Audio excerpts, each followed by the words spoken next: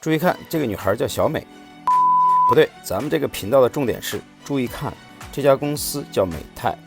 芭比这部电影你可能看过，而这一次咱们来用芭比母公司美泰的视角来打开，会是怎样的一种体验呢？前方高能，咱们一起拉片，你会得到一部崭新的电影。芭比这部电影拍得很好，它的艺术成就就用不着我这个外行来点评了。豆瓣8分，奥斯卡提名，故事精彩，角色养眼，那是老少咸宜。而从商业的角度来讲，尤其对于美泰公司的意义，这部电影可以说是公司80年历史以来最具里程碑意义的转型之作，也是地表最成功的公关事件，没有之一。我们都见证了历史。最巧的公关手段是什么？是自黑，是放下扭扭捏捏的所谓形象包袱，加入这一场狂欢。但自黑这件事啊，就太考验情商了。怎么黑得让人信服？怎么黑得恰到好处？我们来看芭比是怎么做到的。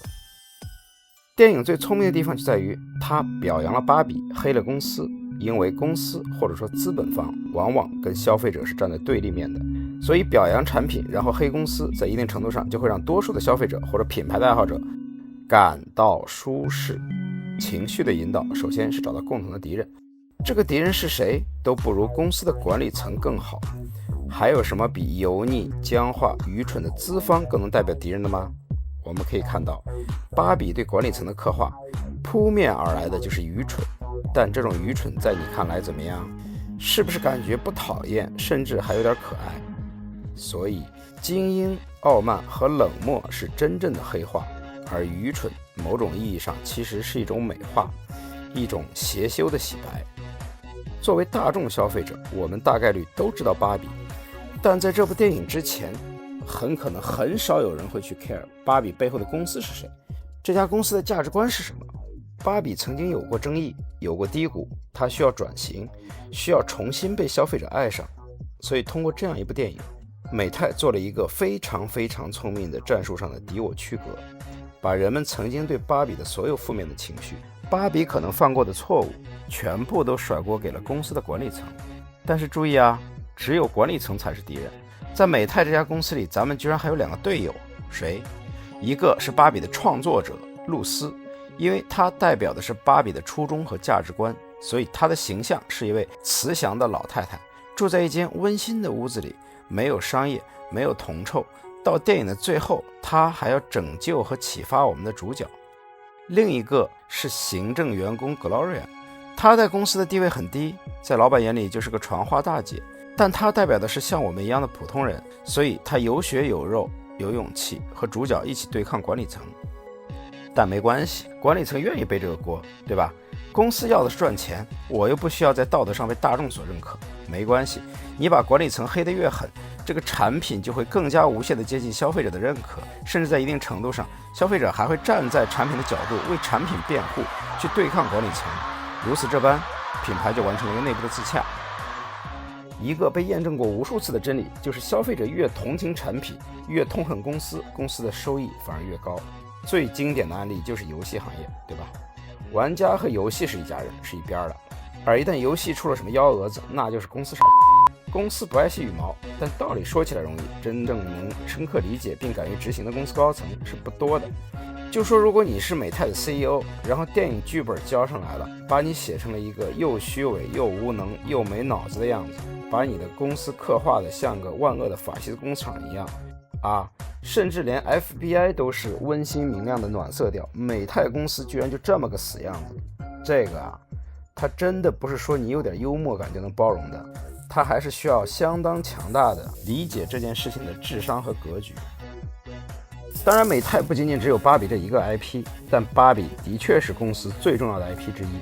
2023年，它的华丽转型为公司打响了发令枪。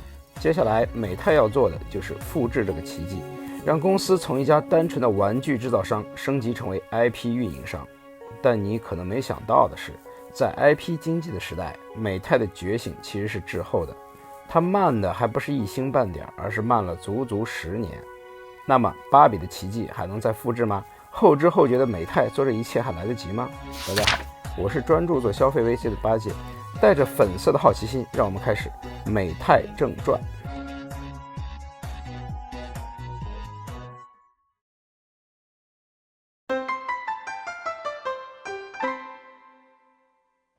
1945年，美泰创立，创始人是汉德勒夫妇和一个叫哈罗德·马特森的3个人。公司的名就是这个马特森和丈夫埃略特名字的合成词。但马特森第2年就退出了团队，美泰相当于就是一家正宗的夫妻店。公司最开始的业务呢是做相框，小打小闹的，也就那样吧。质变的开始是他俩把做相框用剩下的边角木料拿来做玩具。你看这几个玩具大佬的故事就很雷同啊。万代边角料做玩具起家，乐高、孩之宝全都是边角料起家，非常有意思。那么自从开始做玩具之后呢，夫妻俩就品尝到了暴富的滋味。第1年卖了10万美金，净赚3万。夫妻俩用脚决定，那就 all in 做玩具吧。接下来的几年，公司推出了一些个木质的、塑料的玩具，逐渐的就把公司给干起来了。那他俩干企业还是有点子魄力的，甚至可以说是激进的。在孩之宝那期我们讲过，孩之宝在1952年为旗下的玩具土豆头先生在电视上打了广告。他是世界上第一个做电视广告的玩具，但那是个单品广告。而美泰是直接找到了儿童节目的顶流迪士尼，豪掷50万美金，成为米老鼠俱乐部电视节目的第一个赞助商，直接投放了全年广告，并且把营销中心放在了美泰这块招牌上。而美泰在1955年花的这50万意味着什么呀？当时公司的净资产拢共就这么多，全拿去砸广告了，就这么狠。那么效果是立竿见影的，美泰在短短几年内就火速发展成为了美国顶级的玩具商之一。历史性的节点是1959年，这一年芭比娃娃诞生了。它具体是怎么来的呢？有点不太光彩，因为它几乎也是抄来的。咦，我为什么要说也呢？我们可以来看一下这个初代芭比娃娃，就是这个样子，穿着黑白条纹泳衣，跟电影里头一毛一样。而右边这个它叫 Lily， 是一家德国小报在1955年做的周边。那总之，美泰官方的说法是，露丝早在5年前就产生了一个做成年女性娃娃的想法。5年前，就是1954年，好吗？意思就是比莉莉早1年呗。反正话都是他们自己说的。不过这个莉莉是没办法换衣服的，美泰做的一个改进，就是为芭比设计了很多衣服。这个初代芭比问世那年，就配套推出了22套娃娃，3美元一个，不贵。但这个衣服定价是1到5美元不等。而这叫什么呀？这就叫做剃刀与刀片的策略。只要卖给你一个本体，你就会源源不断的买配件。我看是你买的快，还是我衣服出的快。那么这也是芭比真正产生利润的地方。从59年上市开始，美泰每年都要上新几十款新衣服。到1965年，芭比已经拥有了160多款服装。电影里头被啃扔出来的这几件，都是历史上真实销售过的套装。芭比彻底改变了美泰的命运。1959年问世之后，小女孩鞋全都疯了呀。电影的开场可以说戏剧化，但并不夸张地展现出了芭比带来的玩具革命。以前的娃娃通常是幼崽形态，你只能给她当妈，你去照顾她，一种自我客体化的体验。而芭比的颠覆在于，它让你可以美美的做自己，一个成熟的美丽的女性形象，满足了小女孩对自我的幻想和期待，这才是最上头的。至于芭比的成绩，出道即巅峰，第1年就卖了35万个，第2年公司就在纽交所挂牌上市了。接下来的几年，美泰卯足火力，迅速拓展芭比宇宙。那这些角色在芭比乐园里头都出现了。最先有的是男朋友，也就是肯，1961年上市，然后是妹妹斯佩，闺蜜米奇，这个怀孕的米奇。你知道孩子他爸是谁吗？是他，就也合理吧。然后这一镜如果我理解的没错，它展示的是美泰在2016年推出的4种体型的芭比。总统身后的这4个人从左到右依次是娇小芭比、标准芭比、高挑芭比和丰满芭比。这是公司对正确的妥协。而伴随体型的多元化，美泰还魔怔了一样，推出了很多种肤色和特殊版本。这个我们等一下展开聊。那么除了角色和他们的服装之外，生活配套也是一点不含糊。事实上，整个芭比乐园的段落约等于就是一场大型广告。芭比的住宅、家具、交通工具，还有这种职业场景，几乎都是美泰在60、70年代出的。从这个设定来看呢，它其实是有点像乐高的系统。你买了新的角色和场景，都可以融入到原来的体系中去，组建一个你专属的故事宇宙。这种模式创造了前所未有的复购率。不过美泰为芭比做的这些事情呢，它并不全是出于公司主观上的意愿。我们现在来聊聊有关芭比身上的争议。虽然它是个给几岁小女孩玩的玩具，虽然几岁的小女孩都非常喜欢非常满意，但问题是买单的是大人。而且在芭比蓬勃发展的年代，它正好赶上了美国的第二波女权运动。对于芭比这么个成年女性形象的玩偶，它又这么红，那么人红自然就是非多了。曾经的婴儿玩偶没有遭到妈化女性的批评，但芭比却被长期贴以物化女性的标签。首先你身材太好了，而且这种身材现实中就不可能有嘛，你这是误导女性形成不健康的外表认知。面对这种批评，美泰早期的态度就是装傻充愣。你要我出新品可以，但你要我关掉美颜那是不可能的。芭比要是不美的离谱，那谁要买啊？你有意见就打我呀，反正你家小孩总是要玩的。另一种批评就是关于女性价值，你这个芭比，你几百套时装，天天住大别墅，开跑车，还有个8块腹肌的舔狗男朋友，你这是传递拜金主义消费主义价值观。那美泰表示，你要这么说我可就不困了。女性价值是吧？好说，咱们女性可不可以做宇航员？马上新品走一波。我们女性还可以做医生、做运动员工地搬砖、当军官、当总统。你就说我这女权态度端不端正吧？于是芭比的职业系列陆陆续续出了200多个。那时候的芭比真是美泰的顶梁柱啊！1991年，公司总营收16.2亿美金，芭比一个人就贡献了8.4亿，占了一半多。第2年更是首次突破了10亿美元大关，这是美泰硬气的来源。不过虽说黑红也是红，美泰也不是没有认怂的时候。90年代，公司曾经推出过一款会说话的芭比，它里头有一句台词是引发了轩然大波。舆论认为让芭比说出这种话是在强化女生不擅长数学的刻板观念。迫于压力，美泰后来撤回了这句台词，并且公开道歉。也不知道电影里头是不是在玩梗啊？在反洗脑的那段，就有一位间谍芭比因为他要装傻白甜嘛，他就说了这么一句：Photoshop is so hard. I just don't understand how to use this select tool. 如果真是自嘲梗，我只能说玩得太溜了。而真正让美泰彻底服软，那是在2010年代，原因粗暴直接，就是芭比销量下滑了嘛。你看，刚才说芭比在92年就实现了10亿年营收，但是20多年后，它居然还在10亿这个关口徘徊。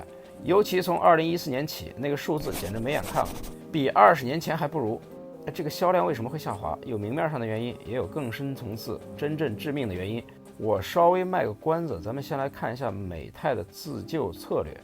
2014年，公司任命女性经理人伊芙琳·马佐科为新的芭比品牌负责人。这个人的策略总结起来就2字堵嘴。嫌芭比不正确是吧？那我给你正确一个，您就瞧好吧。从2015年开始，芭比推出了一系列特殊版本，包括坐轮椅的、带义肢的、秃头的、盲的、穆斯林版的，甚至居然还有患唐氏综合症的，简直正确到一个惨绝人寰。2016年，公司还震撼业界的推出了4种体型的芭比，那就是我们前面提到的高挑型、娇小型、丰满型，加上原版的标准版。4种身材还可以匹配7种肤色、22种瞳孔颜色，不同族裔的五官风格反正吧，就是总有一款能堵上你的嘴。你别说，这波操作确实有效果的。时代杂志把丰满型的芭比选为封面，标题：现在咱能不聊身材了吗？有点渐渐的女权表示有被阴阳到。而销量是实打实的，从2018年开始，芭比连续4年实现销售增长。2021年营收达到了16.8亿美金创下了近10年来的新高。那么我们倒回来分析分析，这个销量它为什么会下滑？是不是因为围绕芭比的那些负面争议在社交媒体时代被显著放大了？有这个原因美泰也是针对这个原因去做的战略调整，但这还是营销层面的优化，而不是品牌层面的重构。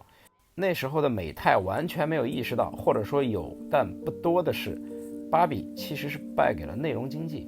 80、90年代电子游戏兴起，动漫、动画、电影也推动着玩具行业向故事化叙事与周边商品模式转型。来到21世纪，产业已经全面进入了 IP 经济时代，时代的语境翻篇了，而芭比仍然停留在实体产品的逻辑，战场换了，而美泰还在玩具制造上头跟自己较劲。大家有没有想过为啥超人不挨骂？因为他是外星人，他超级英雄跟咱们不一样。那为啥二次元美女不挨骂？那个身材不是更反人类吗？因为它是二次元，它有它的宇宙，跟咱们不一样。唯独芭比，它实在是太写实了，太白纸一张了。人们对芭比的所有批评，几乎都源自于他们将现实女性给投射到了芭比身上。也就是说，芭比有责任有义务去正确的反映时代女性形象，因为她没有别的事儿可做。这个时候，大人们忙着审判芭比，各种不满，而新一代的小孩姐呢，作为数字时代的原住民，他们的注意力很大一部分要分给动画、游戏这样的数字 IP。你芭比就一直是60年代实体过家家那一套，这么说也不合适，它确实出过系列动画，也出过游戏，可是由于美泰公司层面的纠结与猥琐，导致整个行业大转型的时代就一直高不成低不就的，始终没有做出足以重塑品牌的内容生态来。接下来我们就掰扯掰扯美泰为什么纠结，以及所谓慢了10年到底是怎么个事儿。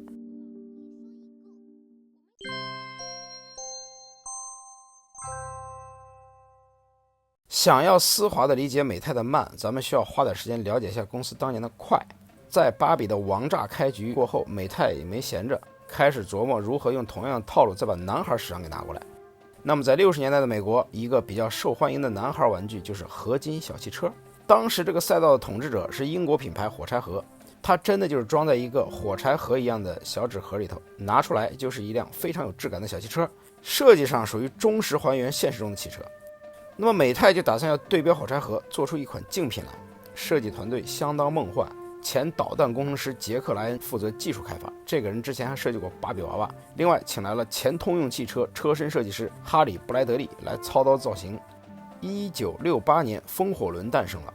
既然是专门针对火柴盒，那么风火轮的优点自然就是火柴盒的弱点了，包括更低摩擦的轴承和特殊车轮，让车子能跑得更快，更花里胡哨的改装跑车造型，不求写实，但求炫酷。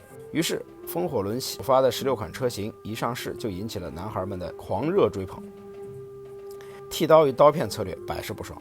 风火轮配套推出的标志性的橙色塑料赛道系统，可以拼接成各种惊险的跑道，要多豪华就可以有多豪华。美泰狠狠拿捏了男孩们的胜负欲，因为甭管什么比例不比例，细节不细别的，你只要一玩就知道，来跑得最快的就是我风火轮嘛。所以男孩们很快就喜新厌旧，弃暗投明了。这个倒霉催的火柴盒，在风火轮问世前1年，人家的销售额是2800万美金，2年后就暴跌到只有600万美金。时至今日，美泰的2大头部品牌就是风火轮和芭比。这个风火轮每年在全球要卖出超过5亿辆小车，也就是平均每秒16辆非常厉害了。然而正值春风得意的时候，公司出事儿了。这个创始人他开始不干人事了。我真的很佩服这件事儿，他居然还在芭比电影里头提了一嘴。Baby, I am Mattel. Until the IRS got to me, but that's another movie. 好，他一句话带过了，我来告诉你怎么回事。国税局把他带走了。是因为在上世纪70年代初，美泰对外发布的财报涉嫌虚报利润、隐瞒亏损，然后被联邦给起诉了。知道吧？这个露丝他没有任何狡辩，乖乖接受了罚款和行政处罚。然后夫妻俩在这件事情过后都辞了职，并离开了董事会。美泰的创始人时代就此结束了。其实这时候他俩都没有很老，顶多60吧。更说明了电影是有意的把这个角色处理成为老太太，用这样一种睿智的、不带任何攻击性的形象来拉好感。不扯远了，总之就是美泰在经历过一段时间的低谷之后，在新一批职业经理人带领下，走上了新的发展道路。这条路就叫做多元化。然而美泰的操作呢，就有点迷。通常一家公司做大做强之后搞多元化，是不是得先往产业链的上下游去拓展，循序渐进什么的，就很稳妥。但美泰一上来，就搞跨界。70年代初，公司买了个马戏团，瞎搞胡搞一阵，发现搞不动，没2年就卖掉了。80年代看到电子游戏是个风口，于是火速对标当时美国市场上的霸主雅达利，推出了性能更优的家用游戏机。结果亏得更惨，差点把公司都给搞破产了。90年代还不死心，买了一家出版社，后来卖了，又斥巨资买了一家叫 TLC 的公司，这是一家主打儿童教育软件和电脑游戏的公司，又是游戏而且他这个斥巨资的就非常的虎，花了35亿刀，那结果呢，第2年就亏本卖掉了。所以你可能也发现了美泰不是没虎过，但一连串的失败过后，公司就真的是被打蔫了。以至于以后很长的一段时间，美泰对于转型的态度就有点纠结了。所以这个转型 PTSD 的后劲儿，就导致了公司在进入21世纪之后错失了很多的机遇。不过呢，美泰也不是净干这些离谱事儿，比如玩具领域就是它的舒适区了。1993年收购著名的婴幼儿品牌费雪，这个品牌后来成为了仅次于风火轮和芭比之后的第3大营收主力。92年买了经典桌游 Uno，97年收购了 Tyco。还记得被风火轮干趴下的火柴盒小汽车吗？就是这个 Tyco 的，现在成了一家人了。98年收购 Pleasant Company， 这个公司也是做娃娃的，不过它是一个单价比较高的收藏级娃娃，叫美国女孩，为公司贡献了高利润率的细分市场。后来还有2012年的 HIT， 这家公司拥有托马斯小火车，还有那个拼谷小企鹅等等品牌。2014年收购美高，就是那个做乐高竞品积木的。要不怎么说美泰在玩具界还是吃得开呢？旗下200多号品牌线，覆盖了全年龄段的儿童和青少年。美泰的确是一个童年绕不开的存在，所以美泰就形成了一个企业惯性，他擅长制造玩具、营销玩具，然后他发现自己干别的好像不太行，所以他极度依赖传统商业模式和传统渠道。而当进入21世纪这个颠覆与变革的时代，美泰的舒适与保守就成了他一叶障目的那片叶子，直到火烧眉毛的那一天。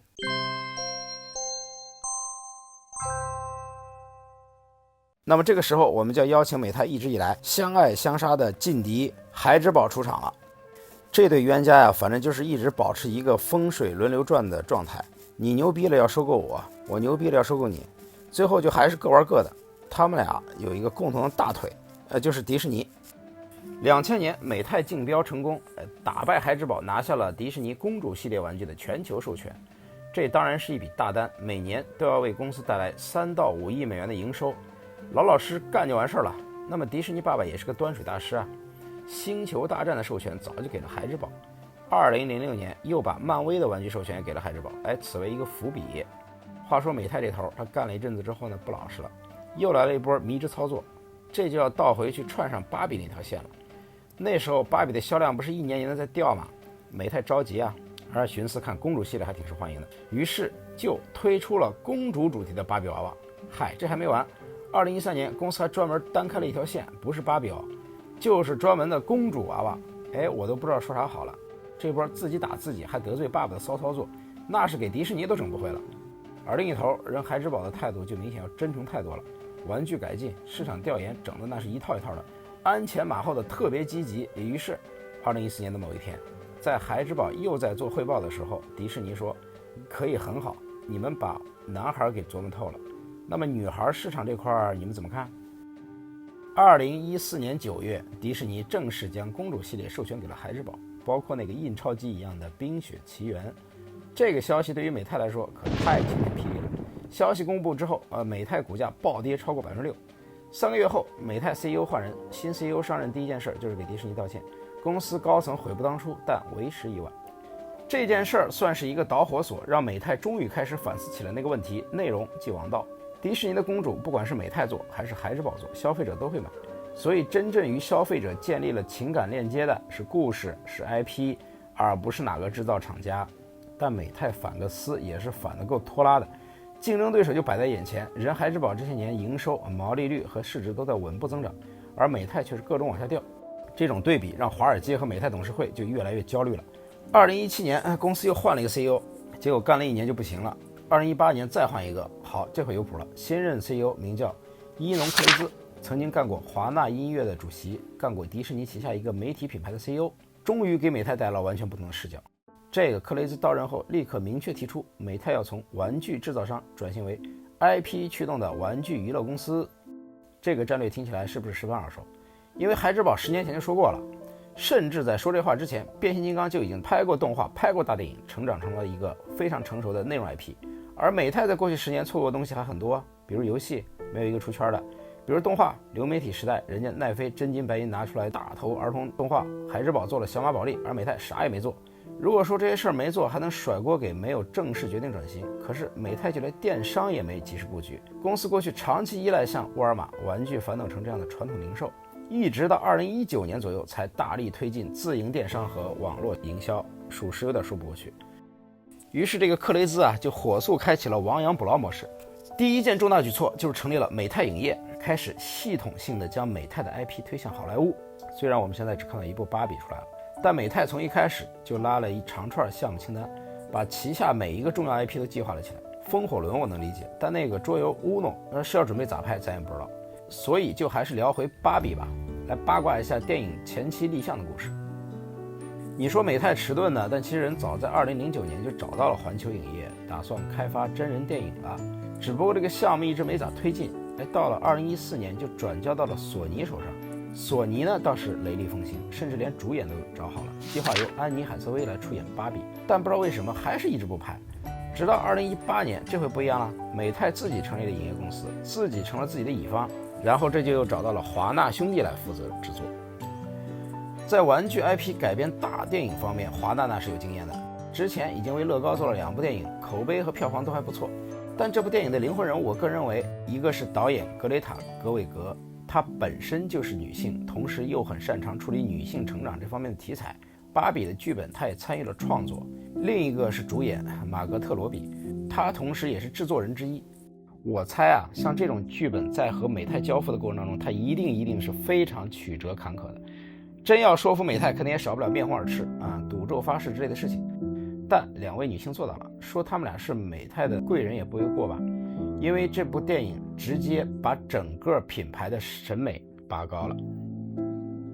此外，华纳的营销也做得相当到位。2023年电影上映前，感觉全世界都给他们刷成了粉色，粉色的广告牌，粉色的社交媒体，甚至粉色的地标建筑。主演罗比更是复刻礼服 cos 了好多套芭比的经典造型。美泰则抓住机遇，跟全球上百个品牌搞联名，饱和式营销，创造了一种无处不在的感觉，既宣了传又赚了钱。后来的故事我们就知道了，电影大获成功啊，全球票房达到了近14.5亿美金。它不但是2023年的年度票房冠军，而且是有史以来票房最高的女性导演作品，而且是华纳有史以来的票房冠军，超过了 DC 蝙蝠侠和哈利波特系列。而对美泰来说，一口气儿算是终于喘上来了。自90年代被孩之宝给反超开始，眼看差距越拉越大，美泰的市值一度掉到了只有孩之宝的一半。但就在2023年这一年，终于小小的扳回了一局。这里头自然有电影的功劳，也有迪士尼爸爸的锦上添衣。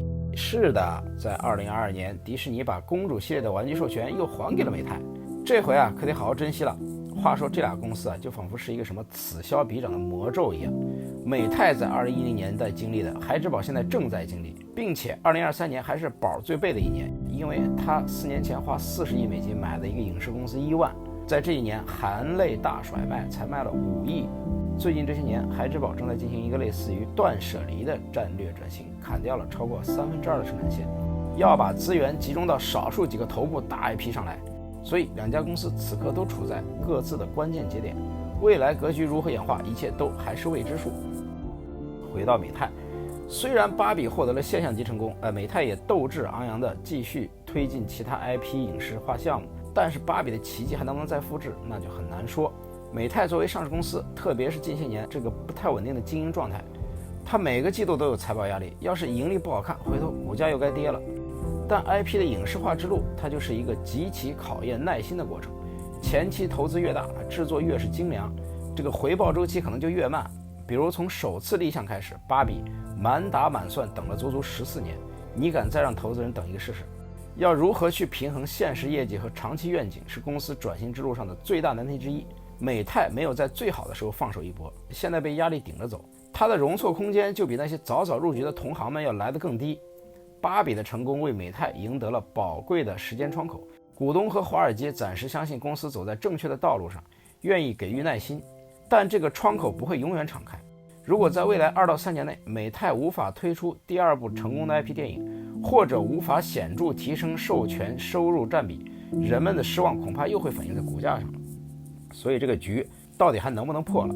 在了解美泰的前世今生过后，我们来浅浅的探讨一下这个话题。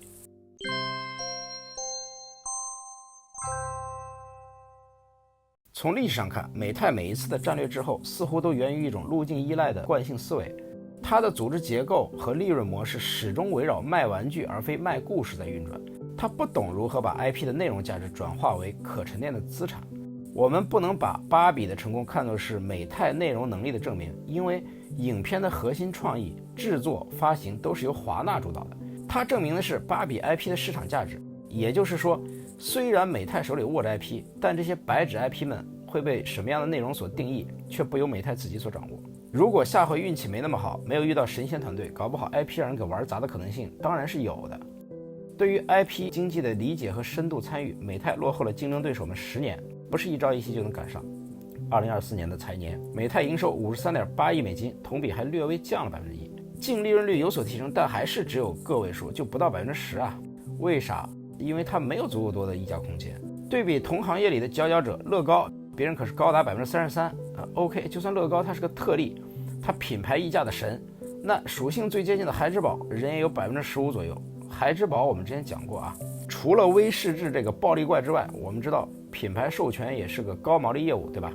由于很早就洞察了 IP 授权的价值，孩之宝利用包括变形金刚在内的各种品牌授权，收入占比常年都维持在20%以上的水平。反观美泰在这块也还是只有个位数。美泰的确是慢了，在竞争对手已经完全 IP 内容生态闭环的时候，美泰还在生产端优化成本。但迟到并不意味着全盘皆输，迟到也有迟到的优势。什么优势？那就是前人踩过的坑，你可以不用再掉下去了呗。也被称作后发优势。娱乐产业也有前人栽树后人乘凉的规律，先行者承担试错成本，后发者则可以绕过废墟。孩之宝在流媒体泡沫时期一头扎进去，结果吃了个大鳖，而没来得及有所行动的美泰，现在看来焉知非福。无论是否参考了对手们的惨痛教训，美泰的现状它既要求变又必须求稳。所以当下最明智的策略呢，就是利用轻资产模式先把内容这块给做起来。总之，美泰官方表示，公司在影视制作领域将更多与好莱坞主流制片厂和流媒体合作，提供玩具版权并共同开发，而将重资本和发行环节交给专业伙伴。那未来会如何发展呢？无论如何，美泰今天是全球市值排名第1的上市玩具公司，它在营收层面超过孩之宝，只是盈利能力明显逊色。问题在于资本市场会给它多长时间去转型。一种可能是美泰坚定自己的转型之路，逐步构建起多 IP 内容矩阵，而影视开发属于重投资慢回报，除非持续有票房成功，否则资本市场的耐心有限。因此这条路的挑战在于现金流。第二种可能是战略联盟或者并购整合。好莱坞的娱乐版图正在经历又一轮的集中化浪潮，迪士尼、华纳兄弟、探索、奈飞等巨头都在寻找拥有原创 IP 资产的合作方。